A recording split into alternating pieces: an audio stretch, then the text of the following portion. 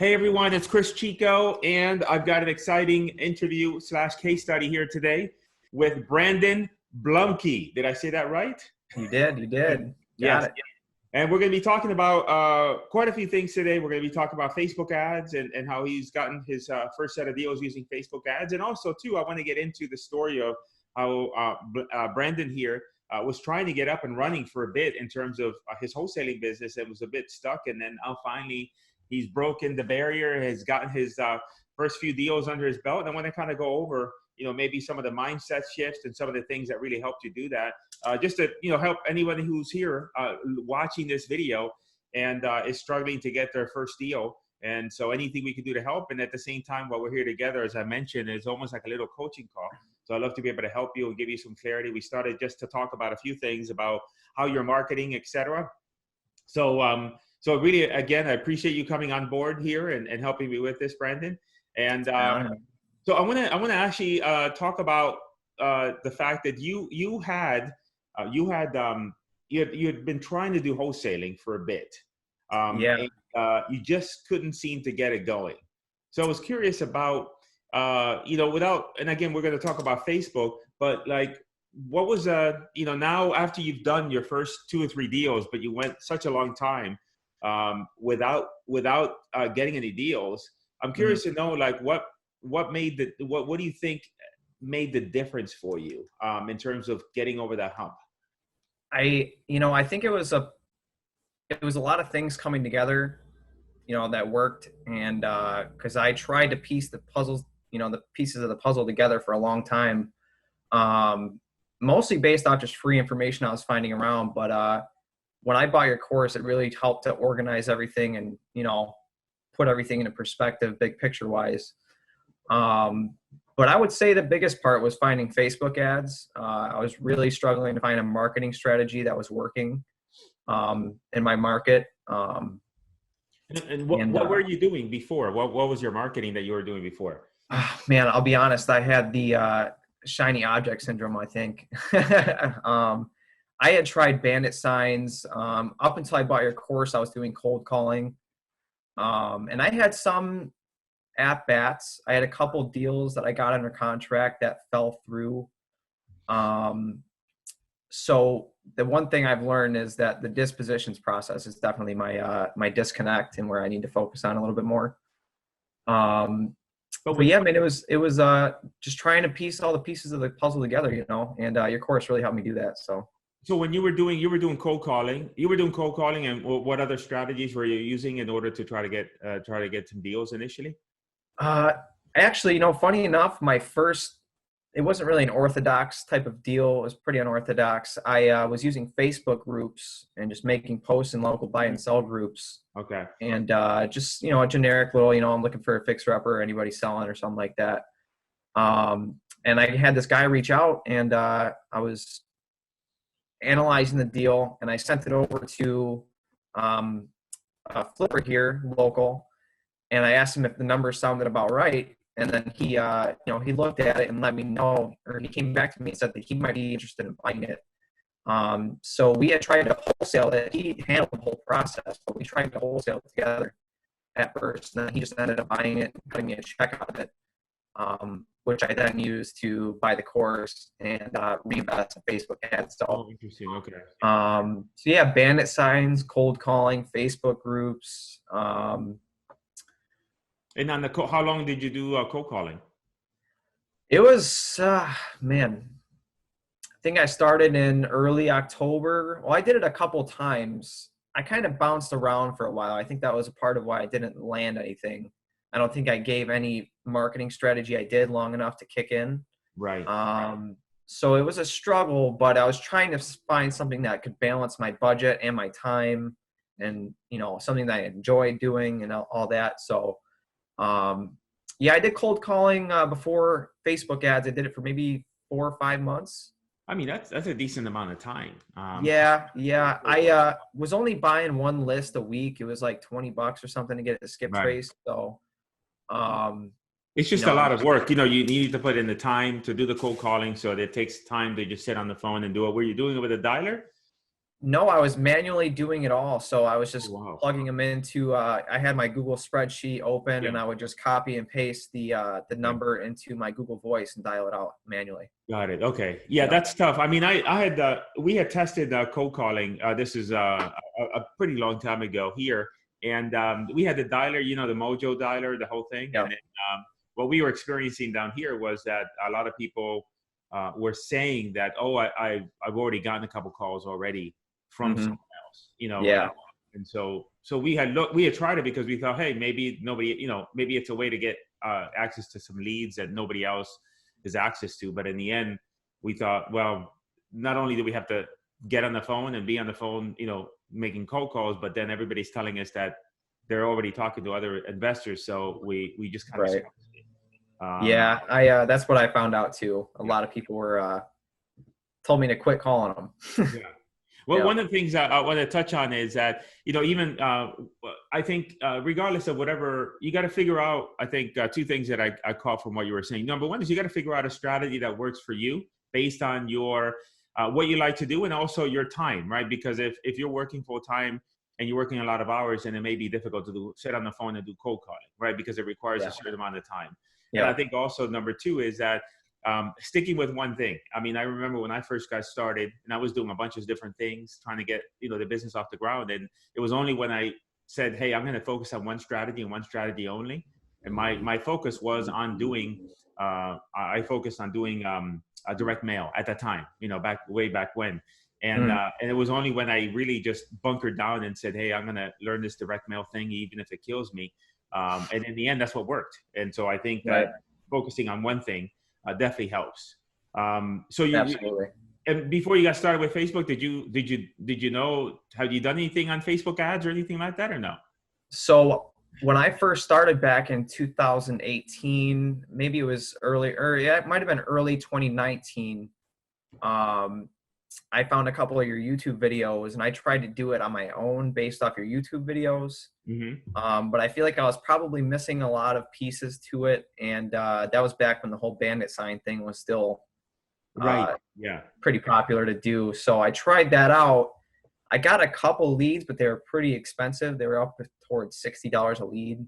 But I only spent about $500 on it. And then I said, I don't think this is going to fit with my budget because I quit my job back then too to do it. And I only had about $5,000 in savings. So I was living on that and trying to operate the business with it. And it started to deplete pretty quickly. So I figured I needed to try and do some low cost strategies and stuff like that. But yeah, I tried Facebook ads at first, but I just didn't know what I was doing. So. And so then now, so then you started with the Facebook, and then when you started with the Facebook, now you were targeting, did you start targeting locally? Because you're in Detroit. Did you start targeting locally? Did you start targeting the state from the very beginning, or what was your geography that you started with? So the first time around, I did just locally. I did my one county. And then, that didn't work out. So I tried a bunch of other stuff. And then when I bought your course and started implementing that, I initially was targeting the two major counties here, just north of Detroit. And the lead cost was still pretty high. It was just under $40 a lead. So that's when I reached out to you and asked if I should consider running statewide, because I've seen a couple of your videos talking about it, and I thought maybe I could have a better chance at increasing lead flow and decreasing the cost of lead and whatnot. So, but yeah, at first I tried locally. It didn't seem like it was working, or it wasn't gonna give me the results I needed quick enough. So I went and tried running statewide ads, and it was off to the races as soon as it was like the floodgate open. So then you were getting, what was your cost per lead when you shift to statewide? What was your cost per lead? Man, I remember the first day that I ran a statewide campaign, leads were coming in at anywhere from $3 to $5 a lead. Oh, wow. Okay. I didn't know that was that low. Okay. Yeah. The first day I ran it at $30 a day, and I got, I think, 11 leads the first day. Holy cow. Okay. So it's about a little under $3 a lead, but it's slowly increased since then. But I think I wasn't getting great quality leads from the get-go. Right. So I switched my creatives and I was testing a few things, and I'm getting there in terms of lead quality, but the lead cost has gone up pretty significantly. I'm still under $10 a lead, but Okay. Well, it's oh yeah, significantly based on what you had before, but still pretty good cost per lead in general. I mean, if you know, $10 a oh lead, yeah. Mhm. that. So now when you went statewide, what reservations did you have about that? Because that's a little bit of a different mind shift, right? Right. What was your hesitation, or what were you afraid of in terms of doing that? A couple things. One, with Michigan, there's the Upper Peninsula, Mm-hmm. and there's like nothing out there. So I was afraid I was going to be getting leads in the middle of nowhere where there was nobody buying any houses for investment or living purposes. But I haven't gotten a whole lot of that. And then the other half was not knowing the values in each market and where I would need to be to pull the deal through. And then besides that, just being able to find buyers in these small towns, because there's only a couple metro cities here. So then now, and I want to touch on all that now. I think the deals. How many? The deal you closed? Did you close one this week, or one? You had a couple closing. I closed two of them last week. I closed the one in Monroe and then one in Flint. So Okay. Now they were, and then do you have another one pending closing now, still, or no? I had so far from when I started back in February when I bought your course, I've gotten 5 total contracts, and Yeah. out of those 2 have closed. And then the 4 most recent ones I got all in 1 week, which is the 2 out of the 2 that closed last week. Got it. One I had a hard time finding a buyer for. I almost had something lined up, but then the seller backed out. And then the other one I had over in Battle Creek, I still have somebody interested in it, but the seller, I had to get a price reduction, and they were wondering if they could get more out of tax deductions if they donate it Right. than they could if they sold it to me. So my offer was really, really low. So I'd be surprised if they came back and said yes. But yeah, man, just taking shots. So I think that was one of the things that I think you had messaged me, and you tell me if this is accurate or not. But I think you started taking more shots in terms of being more aggressive with putting things on the contract, obviously, and at good prices, but doing your best to do that. I think that's one of the things that you started to do. Is Yes. that accurate? Yes. Okay. Yeah, because I was getting pretty frustrated that I wasn't getting anything. Right. Because I had one contract pretty early on, I think back in March or late February maybe, that fell through again. And it's a pretty crappy feeling, because I've had a couple under contract that fell through, and I felt bad that I wasted the seller's time and, wasted my own time and money and whatnot. So, yeah, I just started being a little bit more aggressive with my, with what I was taking shots on, and how low of offers I was making. And it seems like I'm getting there still. I still got some work to do, but yeah, I definitely started taking more chances on things that I otherwise wouldn't have. So. And the 2 deals that you recently closed, were they where'd you find the buyers for those? Funny story, actually. So I was the first one that I got under contract that I closed last week for $3,000. I tried for a while to find a buyer for it, and I couldn't find one within the time frame of the inspection period. And I had reached out to another local wholesaler who actually lives near me, so neither of us live near where this deal is at. And I asked him if he had any buyers, and he said he would check. And I didn't hear from him for a while, so I was about to actually cancel that deal the same day as he reached out to me and told me that he had a buyer that wanted it. But it was a pretty significant price drop in what I was asking. So I had to go back and renegotiate with the seller.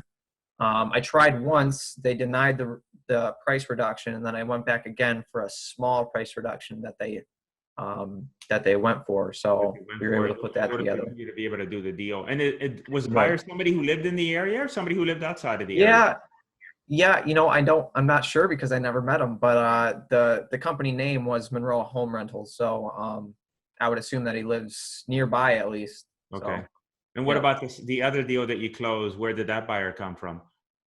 Another wholesaler too. It was another JV with a pretty solid wholesaler in the area. And that that one wholesaler was a mess.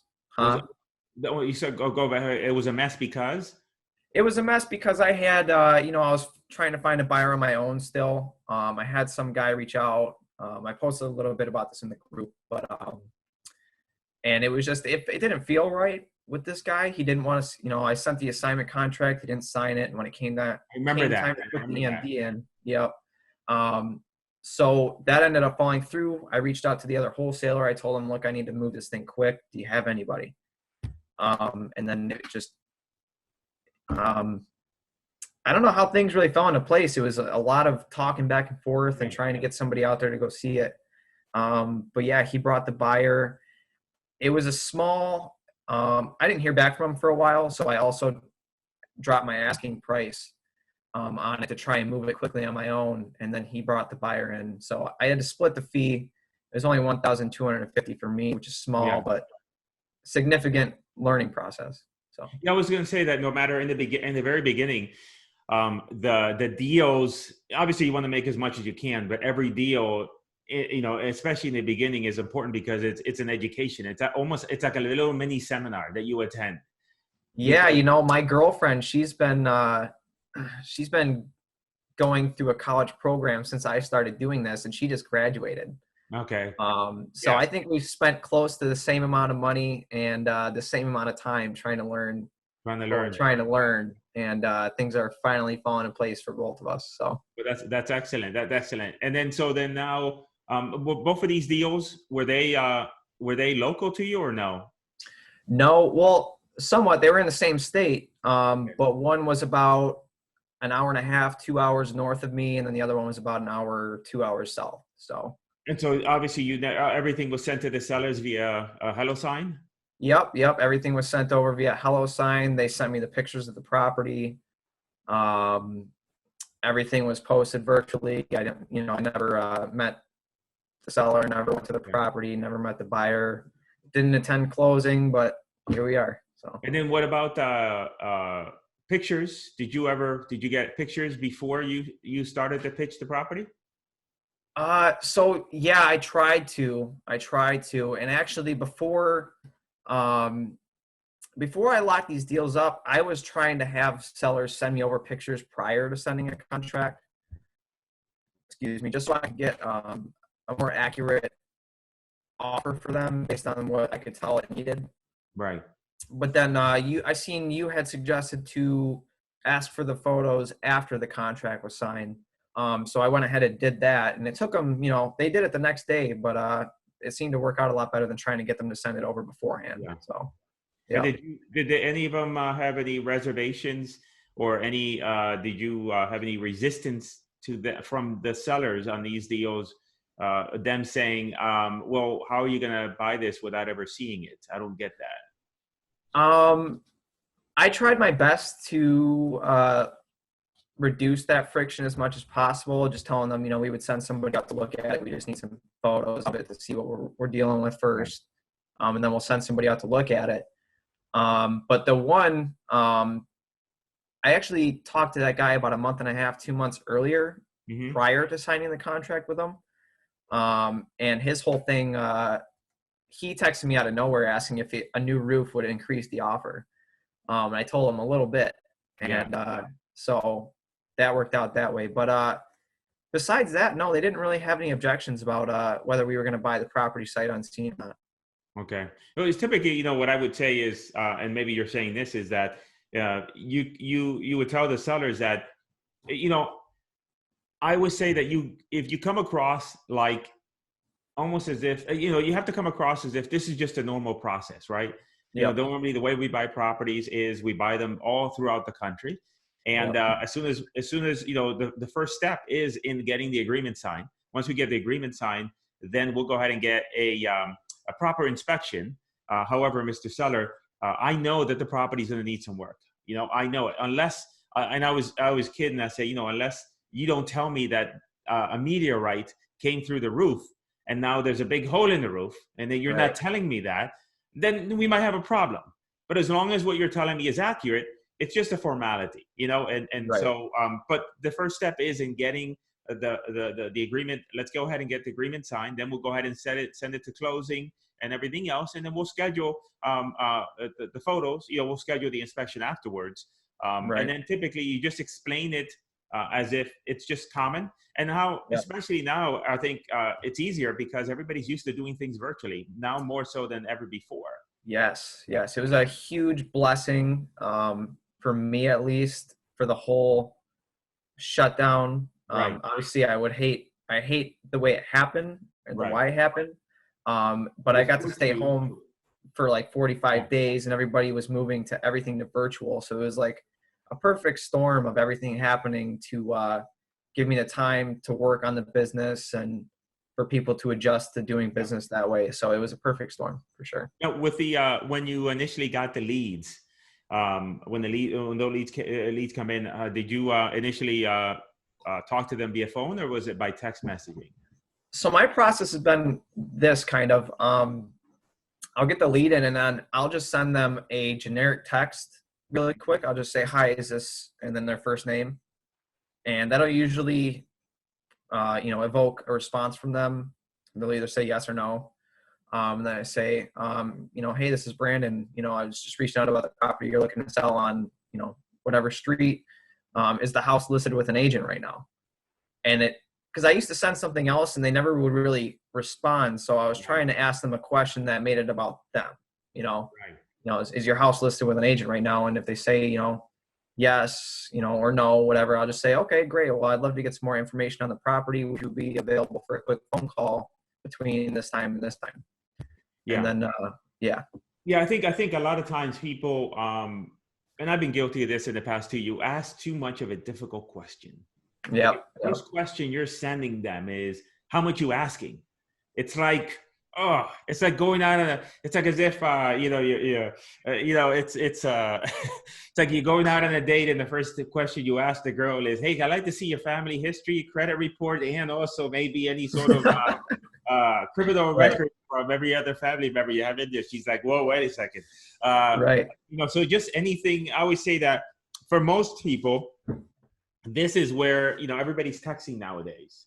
And so you want to get that flow of communication happening between you and the seller and at least get that momentum going. And then, what I do find interesting, I don't know if you saw the last couple of posts, one yesterday, a guy did a deal yesterday.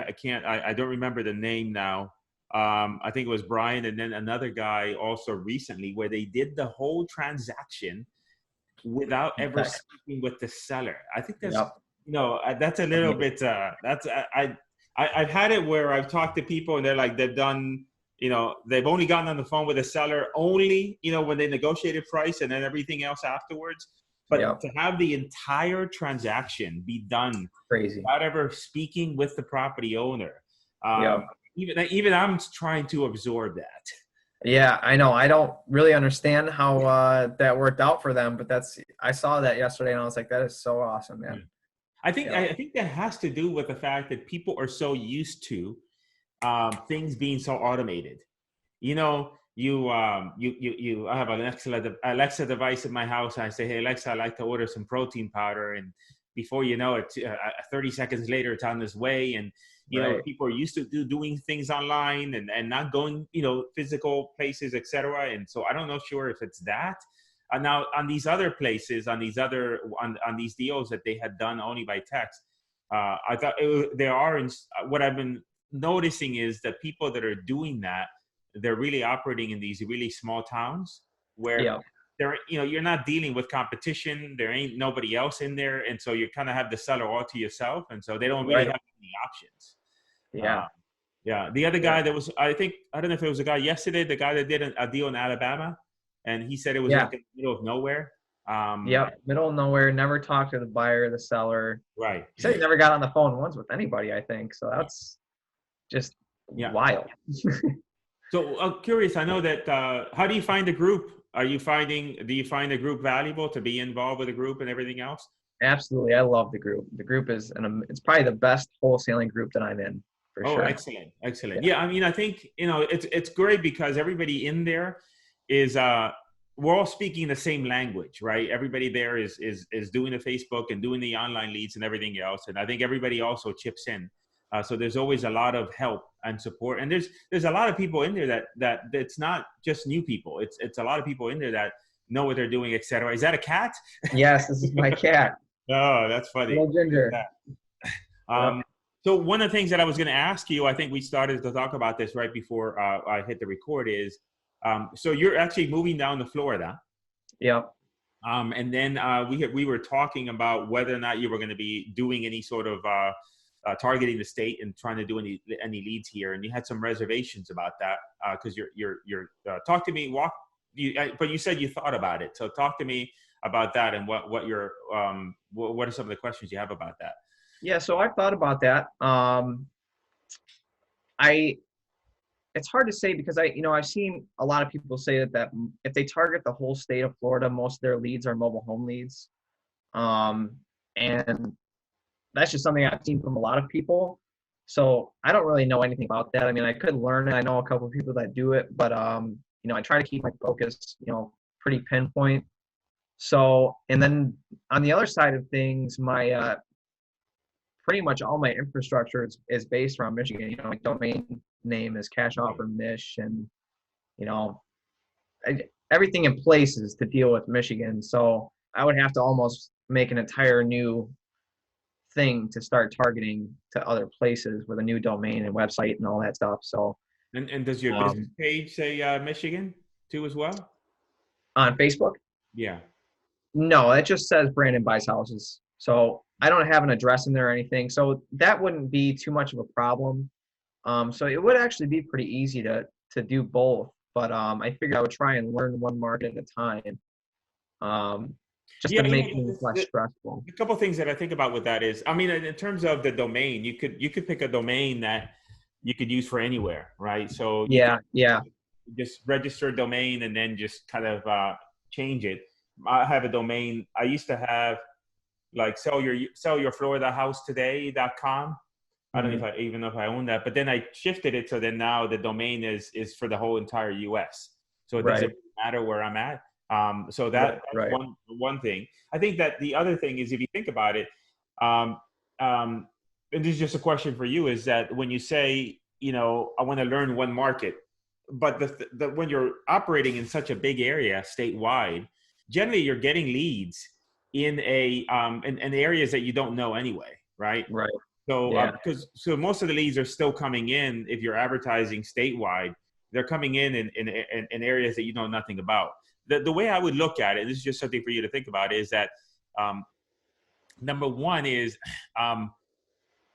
figuring out what is your, like when you get a deal, and if it's not in an area where you've done deals in, just having an approach that is always the same in terms of what you do, right? In other words, hey, I'm going to go in and I'm going to find 2 or 3 wholesalers in the area. I'm going to go in and I'm going to, go into the group. So even if you're in a market that you've never been in, even if you get a lead from a place you don't know anything about, if you lay down a process that is always the same for you to find the buyers, then that adds a little bit of that makes it easier, right? Because then it's just you checking the boxes. It doesn't matter where the lead comes. I'm going to do this, this, and this. But when it comes to Florida, we do get mobile homes. The things that you can do with that is if the mobile home has land, some people can do mobile homes because, mobile home is really a vehicle. So really the easier ones are the ones where the person owns the land, because then now and this is something that I've, if you live in a normal house, you think a mobile home, that sounds crazy. But, if you've got a nice piece of land in Florida and it's in the middle of the state, there's no hurricane, there's nothing, we don't have tornadoes or anything like that. For you to build a house, it's a lot more expensive than if you were you can get an amazing mobile home and put it on the land and you wouldn't know the difference, right? Because everything is because of the, so I think that if you have the land on it, and you can always put a little disclaimer on your lead form that says, we buy mobile homes only if it also includes the land. And I can give you a to put on there, but there's ways to mitigate that. The other thing I would look at is just the commitment for Facebook is not that big. So in other words, you can minimize, this is one of my mentors always taught me, is you can minimize the decision. So instead of making the decision about, hey, am I going to do deals in Florida? Your decision could be just, hey, maybe I'll spend 150 bucks on Florida to see what the lead flow is, see what I get. And then maybe at that point I could decide from there. Because if you run those and you get a couple, you see that, oh, I got some solid houses, CBS concrete block houses here that look like, they're good prices, then that may be all that you need in order to kind of, spend some more.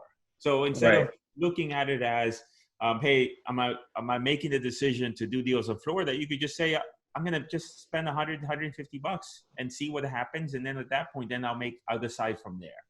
Right. So that's the way I would approach it. And then the other thing, I think the focus, now these houses that you sold, the ones that the two that you closed, what was the final pricing on those that they sold for? So the one in Monroe sold for 40,000, contract price with the buyer. And then the one in Flint, we sold for 12,500. Okay. So the other part of the equation is you have to get into, you got to be able to make more. Obviously, you want to make more from when you wholesale. Price point is an issue because, and I've been in, when I was in, this is a long time ago, I was in Jacksonville, and the houses there back then, we were buying houses that were kind of rental grade that were worth at the end, fixed up maybe 65 to 75. Right. Probably what you're encountering there. So when you're dealing with that kind of housing stock, you generally have to pick them up depending on the condition, either 8, 9, 10,000 or maybe 15-ish to maybe sell them in the high teens to maybe sell them in the high 20s. Because after that, nobody's going to buy them. So the thing that I would focus on for you would be, and that's the only reason I mentioned Florida, is you got to get into a higher price point. Yeah. Because if you can get into a higher price point, houses that are worth at least, $125, $130, then you can have a chance to making 10 to 15K in a deal. Right. And if you did the couple deals, and I'm definitely not knocking the couple deals because they're in education and you made your money. But if those two deals were $10,000 deals, that's a whole nother conversation. You got to know a whole nother, like your whole financial situation changes because now you got more money to work with, right? Yeah. So that would be the only reason also that I would entertain the idea of Florida, only because it gives you the opportunity. And I don't know that market that you're in right now, but I assume that there's a lot of areas where you are dealing with the housing stock that is on the lower end, and so it's just always difficult to get.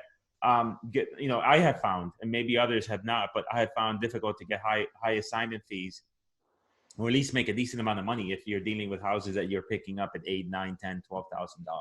Yeah, for sure. Yeah, and that was most of my deals were actually in a pretty low price point. Yeah.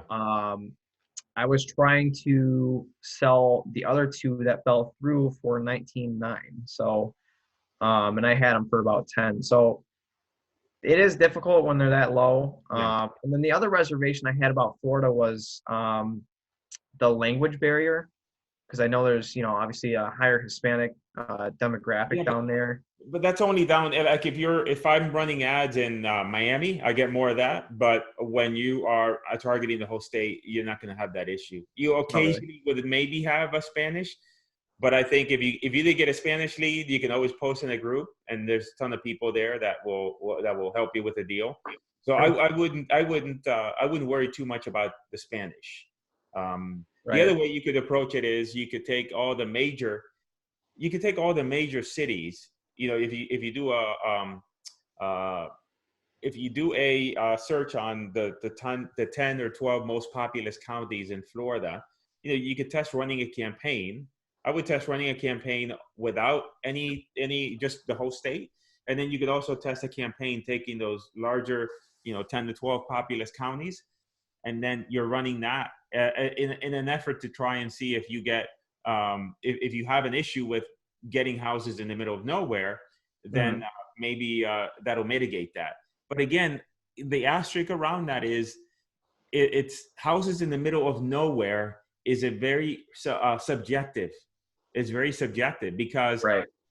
you know, if you live in, I live in Miami and Fort Lauderdale, houses, you know, we have a population size of over 2 million.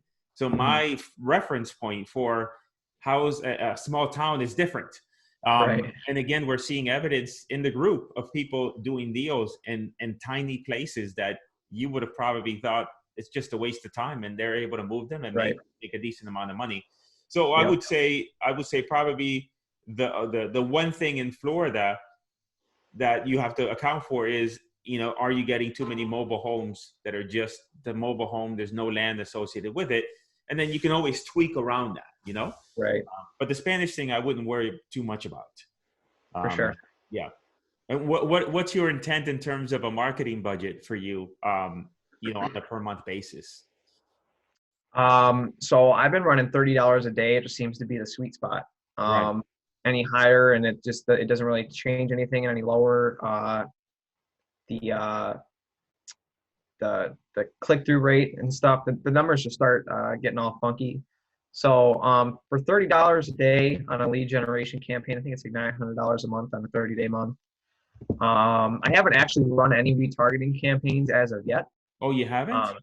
No, I have not. Why? And it's probably, I should definitely start doing it because I have a lot of clicks and stuff. So Why is that?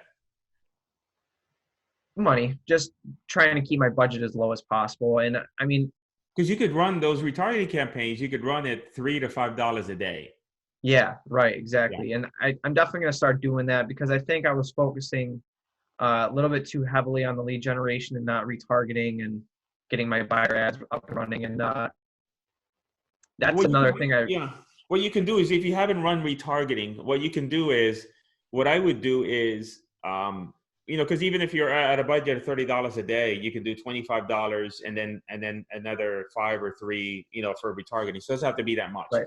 Considering the fact that you haven't run retargeting for a while, what I would do is I would initially run your retargeting campaigns, targeting a 30-day audience, like general retargeting 30 days, open the form but didn't submit 30 days, and page engagement for 30 days, just to grab some people that maybe you might have missed.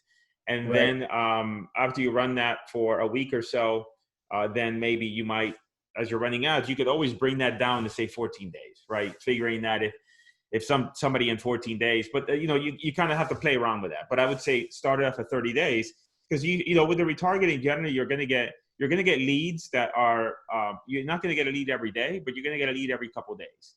And then, you know, these are people that are still interested. And so I think you should, if you're running it at a tight budget of 30 a day, you can always do $3 a day retargeting. It's such a small audience. And the other thing you notice is the frequency, you know, because you might spend $5 a day, but you might see that, hey, the frequency is 6, 7, or 8, which means that it's just too high of a frequency. So then you just adjust the budget down. Right. You know, I think that the main thing I would focus on is you got to get some deals in a higher price point, because that's going to enable you to, you know, your really your most immediate goal is to try to do some assignments where you're making at least 7,500, preferably somewhere between 10 to 15K. Yeah. I don't know who it was that posted yesterday that, what was their assignment? I think 15 or something. I don't know. I forgot. I think it was 8. I seen one, and then the other one was it was one that showed the HUD statement. I forgot what that was. Oh yeah, that was. I think it was 15. Yeah. 15. Yeah, you need a couple of those, man. I know. That'll make your move to Florida a little bit easier too, as well. Right. Yeah. Yep. But I think you're there. I mean, I think I feel like the biggest obstacle is, I'm just thinking out loud, is that number one, I think is knowing that you have something that you can double down on. And I think you feel that with what you're doing now. You don't feel that, oh, I gotta go out and maybe find another way to find deals and everything else. I think you know that you can just double down on what you're doing now and get better at it. The rabbit hole goes deep. I'm in the process of I'm going to be also putting together a something on PPC as well to add to the mix. we have a deal pending in Miami that we got off of PPC. And what I'm trying to, and there's a few other things coming down the pipe in terms of campaigns, et cetera. But, but at the end of the day, I think you know that, hey, this is a strategy that works, and you can double down on it and just really focus and really try to, become a master at it. Absolutely. That's number one. Number two, then you have the confidence to know that at least you've done deals, like, and understand, and you've had some rough deals, like all kinds of shit that happened with the buyers and all that stuff. So you got, like, you just had a bad, some people get like an easy deal. Oh, I made 30K. I never talked to the buyer, never talked to the seller, and it was just so easy. Oh my gosh. Right. And then you got the bad end of the stick. I've been fighting my way through, man. Never giving up. Yeah. But maybe you could say that now that's paved the way for the easy deals, right? That are going to come. Sure.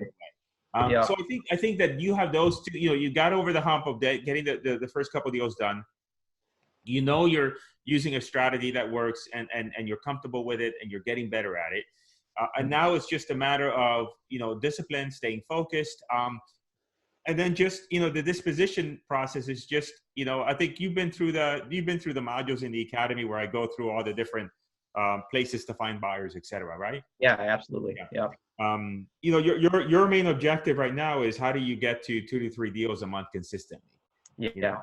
That's the main, because you've already done you've done the 2. You'll hit the 3rd deal pretty soon. So I always look at it as get your first deal, get the first 2 to 3 deals in general. Once you're done with your 3rd deal, then you kind of understand, like you've gone through the ringer, and then now it's how do you get to 3 deals consistently? But if you can get to 3 deals consistently, and you could do an average of $10,000 assignment fee in each one, that's 300 plus grand a year, and that's a good starting point. I mean, I think that should be your goal. Should be is how do you get to 30 to 35K a month consistently. And then from there, then you can always, hey, you can hire somebody, you can hire a VA, there's a lot of things you have options for, but I think that is that what you were thinking in terms of your goals? Yeah. So, I made that post the other day, some things happened at work, so I ended up just leaving. Yeah. So got to figure something out quick here. And my goal for Q3 is to get, at least 50,000, over those 3 months. And because I would shoot higher, obviously, but as you usually say, is it possible? Yeah. Is it probable? It depends, but I think the probability of doing 50,000, if I can really double down on everything and focus really hard, I think it's doable. So that was my goal. I'm really definitely looking to obviously scale up. I mean, there's that's everybody's goal. Yeah. So I mean, 30 to 35 a month is a good goal. What I would do is always, goals are sometimes difficult because you can put a number, but sometimes you don't have control of that number. But you do have control over the process and the daily actions. Right. And I think that's the only thing you have control over. Meaning that if you are consistent with the with the ads, you're consistent with the follow up, you're doing the best you can in terms of your process for when you get a lead in, following all the different suggestions that I give you in terms of, hey, how are you going to find the buyers and everything else? That's all you have control over, Yeah. And I think that you're just staying focused. I would, I think you can do it. I really, and I don't know, this is the first time you and I spoken, you and I have interacted, quite a bit in the group. But I know where you're at because, I've been there before and others have been, and you're right there at the cusp. So I would just say, encourage you that you're right there. I mean, you're really, you are there. You are there already. If you think about it, you just need bigger checks. That's it. Yeah. Right. Yeah. I need to definitely focus on building up a buyer's list, fast and heavy. Because that's really been my downfall, is not finding deals or buyers for the deals. And then another part of that could be, am I getting them for the right price, or am I just not finding the buyers? But if I can focus on both. It's never one thing. I mean, I think getting it at the right price is key. But also too, if you think about it, in those lower price points that you're dealing with, I have found it always difficult because it's a very specific type of buyer. A Yeah. buyer buying in an area where the house is worth 55, a house is worth 55,000. If somebody has good credit and they can go ahead and go to a bank and buy a house and put a down payment, everything else, they're not going to buy a $55,000, $75,000 house. They're going to buy a $150,000, $200,000 house. So Yeah. that housing stock generally is a housing stock for rental portfolio. So now you're dealing with a very specific type of buyer that is not looking at rehabbing and fixing it up and reselling it. They're looking at keeping it. And then the challenge is, depending on the area, if it's a lower grade area, then you need a really deep discount, because the person buying it, the landlord, has to consider breakage. If they have, they might, they need a high ROI. They need a good price because they need a high ROI, because they might have an issue with tenant turnover. And so they're dealing with more turnover than a better area. They're dealing with, like, every time the turnover happens, now they got to fix it up, they got to paint and everything else, so they lose money there. So I think that one of the challenges in there is that what you mentioned, is that if you have a better opportunity, with more meat on the bone, then you'll have an easier time finding the buyers. Right. So that's why I mentioned the Florida thing, because I know that we run at, there's so many places in Florida that you can get, houses are, Florida isn't expensive as California, but the prices are still up there. Right. Buy a shack for $150,000, $200,000, right? The main thing in Florida is, if you're dealing with Florida, concrete block. As you head north, if you get stuff in Jacksonville and as you head more toward the northern part of the state, frame, you start to, but anything like in the Tampa and anything, mostly stuff in Florida, you want concrete block houses, which is what we have most of it, that's because of the hurricanes, and also the termites. The termites with humidity will eat up the houses with wood if they're not taken care of. Right. But I believe that you're there. I think it's just a small adjustment. And if you get a couple of deals and you can make 10K on those deals on average, then it'll be all smooth sailing from there, Sure. Sure. But so for anybody that's interested in would you recommend the group and the course for anybody that's interested in getting started with Facebook ads and Absolutely. wholesaling as I teach it? Yes, absolutely. It's the best investment I have made this far, and I've been trying to do it for 2 years. Almost, it'll be 2 years in August, at the end of August. So it's been close to 2 years. I've looked into other things, but this has by far been the most well put together course and group that I've been in. So. Well, I appreciate it, and for me, that's my motivation. When you posted that comment about how the course has helped you, that's my motivation to do my best. In terms of content, and because I always look at it as, if you buy something from me, it's not a credit card transaction. It's easy to think of it as a credit card transaction, but it really isn't, because you have certain goals, you have certain aspirations, you have things that you're looking to do with your life, and if you can make this work, then that creates a bunch of opportunity for you. So I look at it as that, like, for me, I want to do my best to provide the best tools and the best advice, because I know that, you're counting on that information to make a difference for you. And if it's crap, that's a problem, right? Because then now you invested all this time, energy, and money, and you're not getting anywhere. So I'm excited for you. And also love to, I think that the next thing would be is you'll do another set of deals. You make a good amount of money on those deals.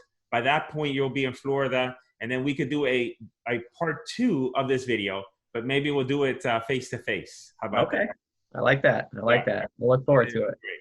But I really appreciate you spending time with me here and sharing your story, and I think it's going to be very helpful for people that are getting started brand new. So yeah, thank you. I appreciate the invitation, and it's been awesome.